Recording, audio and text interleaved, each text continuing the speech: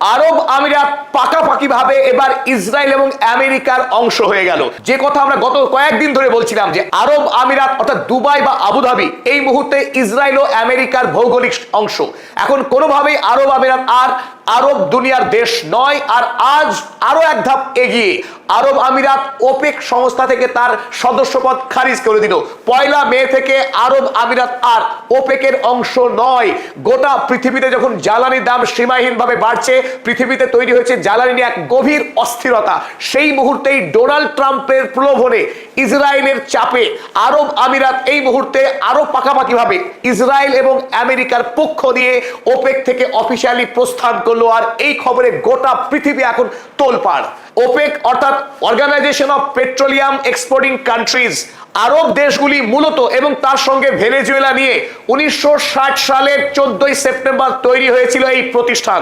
America যুক্তরাষ্ট্রের বৃহৎ তেল কোম্পানিগুলির দাদাগিরিকে বন্ধ করবার জন্য তেল উৎপাদনকারী রাষ্ট্রগুলো তারা মিলিতভাবে এই আন্তর্জাতিক প্রতিষ্ঠান তৈরি করেছিল, যাতে করে তারা ঠিক করতে পারে কোন দেশ কতখানি তেল উৎপাদন করবে এবং তেলের বাজার দর কি হবে। সেই বাজার দর নিয়ন্ত্রণের ক্ষেত্রে এতদিন পর্যন্ত সৌদি আরব মূল ভূমিকা পালন করে আসছিল ওপেকের থেকে। তেল উৎপাদনের নিরিখে ওপেকের সদস্য হিসেবে আরব আমিরাত ছিল তৃতীয় বৃহত্তম দেশ।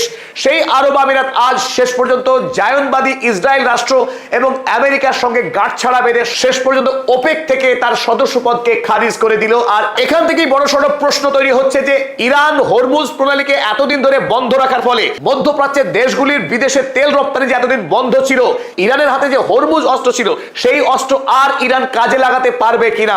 কারণ হরমুজকে বাইপাস করে এবার কি ইউএই সরাসরি বিদেশের বাজারে ব্যাপক পরিমাণে তেল রপ্তানি করবে? ফলে কি ইরান আমেরিকার সঙ্গে যে কূটনৈতিক চাপ প্রয়োগ করতে পারছে সেই আপার হ্যান্ড কি ইরান শেষ পর্যন্ত হারাতে চলেছে? তা নিয়েও তৈরি হচ্ছে বড় সড় প্রশ্ন। আরব আমিরাতের পক্ষ থেকে ওপেক ত্যাগ করবার ঘোষণা করার পরই ইতিমধ্যেই 1 ঘন্টার মধ্যেই তেলের দাম 4% কমে গেছে আন্তর্জাতিক বাজারে। তবে মধ্যপ্রাচ্যের রাজনীতির মোড় আগামী দিনে কোন দিকে ঘুরতে চলেছে তা নিয়ে সবচাইতে বেশি জটলা তৈরি হচ্ছে এই মুহূর্তে। সৌদি আরব সত্যি সত্যি এখন কোন দিকে যাবে? আমেরিকার সঙ্গে তার অবস্থানকে বজায় রাখবে নাকি নতুন করে চীনের সঙ্গে গাঁটছাড়া বাঁধতে বাধ্য হবে? কারণ এই মুহূর্তে আরব আমিরাত আর আরব ভূমির দেশ নয়, সরাসরি ইসরায়েল এবং আমেরিকার ভৌগোলিক সীমানায় মিশে গেছে। তার দৃষ্টিভঙ্গি এই মুহূর্তে সরাসরি মধ্যপ্রাচ্য বিরোধী। ইতিমধ্যেই ডোনাল্ড ট্রাম্প কয়েক দফা তিনি উষ্মা প্রকাশ করেছিলেন, ক্ষোভ প্রকাশ করেছিলেন এবং এই ওপেককে ভেঙে দেওয়ার সব চেষ্টা করে আসছিলেন। এই মুহূর্তে ডোনাল্ড ট্রাম্প তিনি ডিগবাজি মারছেন, কারণ তিনি জয়ী হয়েছেন। শেষ পর্যন্ত আরব আমিরাতকে তার দলে নিয়ে আসতে সক্ষম হয়েছেন এবং ওপেককে দুর্বল করতে পেরেছেন অন্তত সাময়িকভাবে। সৌদি আরব এতদিন ধরে ওপেকের সর্বোচ্চ নেতা হিসেবে দায়িত্ব পালন করে আসছিলেন, কারণ সারা পৃথিবীতে সৌদি আরব সর্বোচ্চ তেল রপ্তানিকারক দেশ। স্বাভাবিকভাবেই ওপেকে সৌদি আরবের নিয়ন্ত্রণ ছিল সর্বাধিক। বিশ্বের বাজারে কোন দেশ কত পরিমাণ তেল উত্তোলন করে রপ্তানি করবে, তেলের দাম কি হবে, এই সব কিছু এতদিন সৌদি আরব নিয়ন্ত্রণ করত। আর এবার এই খেলা কিন্তু ঘুরে গেল অনেকখানি। আরব আমিরাত আগামী দিনে আমেরিকা এবং ইসরায়েলকে সঙ্গে নিয়ে নতুন একটি শক্তিশালী লবি তৈরি করতে যাচ্ছে, যে লবির সঙ্গে সৌদি আরব এবং ইরানের টক্কর হওয়া বাধ্যতামূলক। একদিকে আমেরিকা আরব আমিরাত একটা লবি, অন্যদিকে সৌদি আরব, ইরান এবং রাশিয়া, এই ওপেক এবং ওপেক প্লাস দেশগুলির সঙ্গে নতুন করে সংঘাত তৈরি হবে।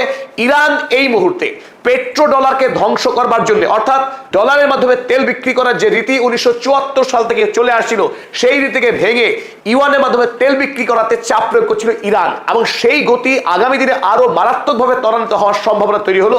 আজ কয়েক ধাপ আরো বিশ্ব এগিয়ে গেল পেট্রো ডলার ধ্বংসের দিকে। চলুন আমরা এবার দেখে নিই আরব আমিরাত কোন সাহসে, কোন পরিকল্পনাতে হঠাৎ করে ওপেকের মতো সর্বশক্তিশালী প্রতিষ্ঠান, তেল উৎপাদনকারী এবং রপ্তানিকারক দেশ হিসেবে ওপেকের সদস্য থাকাটা অত্যন্ত জরুরি। ওপেকের বাইরে গিয়ে কোনো দেশ খুব একটা অস্তিত্ব ধরে রাখতে পারে না। সেখানে আরব আমিরাত হঠাৎ করে এই সিদ্ধান্ত যে নিল যুদ্ধের সময়, যখন ইরানের সঙ্গে আরব আমিরাতের সরাসরি যুদ্ধ চলছে এবং যে যুদ্ধে ইসরায়েল এবং আমেরিকা আরব আমিরাতের পাশে দাঁড়িয়ে আছে, সেই সংঘাতের মাঝেই আরব আমিরাত যখন এমন সিদ্ধান্ত গ্রহণ করলো, তার আসল পরিকল্পনা কি ছিল আমরা এবার দেখে নেওয়ার চেষ্টা করি। গত 23 মার্চ যখন ইরান এই হরমুজ প্রণালী বন্ধ করে দিয়েছিল, তারপর থেকেই এই আরব আমিরাত তাদের দেশ থেকে কোনোভাবেই বিদেশে তেল রপ্তানি করতে পারেনি।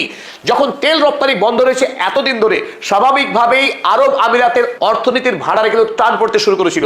একদিকে যখন বিদেশি পর্যটক আসা বন্ধ, অন্যদিকে আরব আমিরাতের জিডিপির 30% পয়সা আসে তেল রপ্তানি করে। এই তেল রপ্তানি বিগত 2 মাস ধরে বন্ধ ছিল, কারণ তার দেশের বন্দর থেকে তেল রপ্তানি করতে গেলে প্রতিটি জাহাজকে এই হরমুজ প্রণালী অতিক্রম করতে হবে।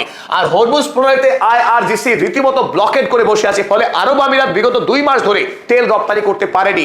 আর এই হরমুজ প্রণালী হয়ে পৃথিবীর 20% জ্বালানি বিদেশের বাজারে রপ্তানি হয়। গোটা পৃথিবীতে এই মুহূর্তে জ্বালানির মহা সংকট।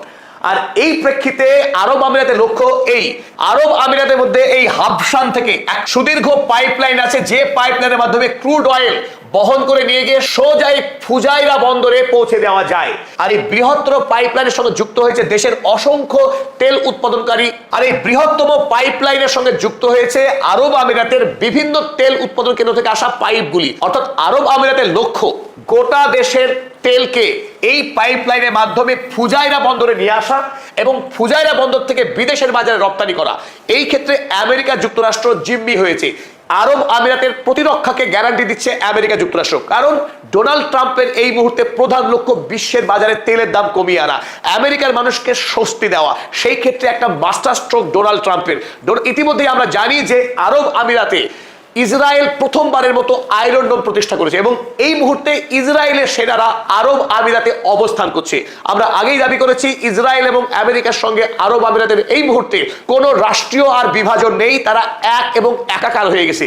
সেই আমেরিকার সামরিক শক্তিকে ভরসা করে এই মুহূর্তে আরব আমিরাতের লক্ষ্য যে তারা এই হাবশান ফুজাইরা পাইপলাইনের মাধ্যমে ফুজাইরা বন্দরে তেল এনে এই বন্দর থেকে বিশ্বের বাজারে তেল রপ্তানি করতে বিপুল পরিমাণের মুনাফা লাভ করবে, কারণ এই মুহূর্তে তেলের দাম বিশ্ব বাজারে অস্বাভাবিক চড়া।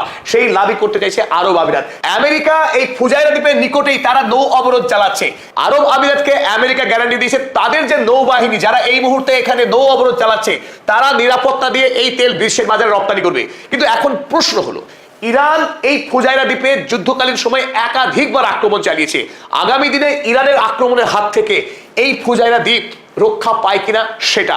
দ্বিতীয়ত, আমেরিকা যুক্তরাষ্ট্র এই মুহূর্তে তারা চাইছে সারা পৃথিবীতে জ্বালানি যে মহা সংকট শুরু হয়েছে তাদের এই ব্লকেডের কারণে, সেই সমস্যার হাত থেকে আমেরিকার ইকোনমিকে বাঁচানোর জন্য আরব আমিরাতের তেল কিন্তু একটা মাস্টার স্ট্রোকে কাজ করতে পারে। পাশাপাশি বর্তমান সময়ে আমরা সবাই জানি যে ওমান উপসাগর বরাবর এই মুহূর্তে আমেরিকা যুক্তরাষ্ট্র একটি নৌ অবরোধ চালাচ্ছে, যে নৌ অবরোধের কারণে এই পারস্য উপসাগরীয় অঞ্চল থেকে কোনো জাহাজ বিশ্বের বাজারে পৌঁছতে পারছে না তেল দিয়ে, কারণ ইরান আগেই হরমুজ প্রণালী আটকে দিয়েছে কেবলমাত্র এই আমেরিকার নৌ অবরোধের কারণে। সুতরাং বিশ্বের বাজারে এমনকি আমেরিকা যুক্তরাষ্ট্রে এই মুহূর্তে তেলের যে আকাল শুরু হয়েছে, সেই সংকট থেকে আমেরিকা যুক্তরাষ্ট্র ফুজাইরা দ্বীপ থেকে তেল নিয়ে গিয়ে আরব আমিরাতে তেল নিয়ে গিয়ে সংকট মেটাতে চাইছে।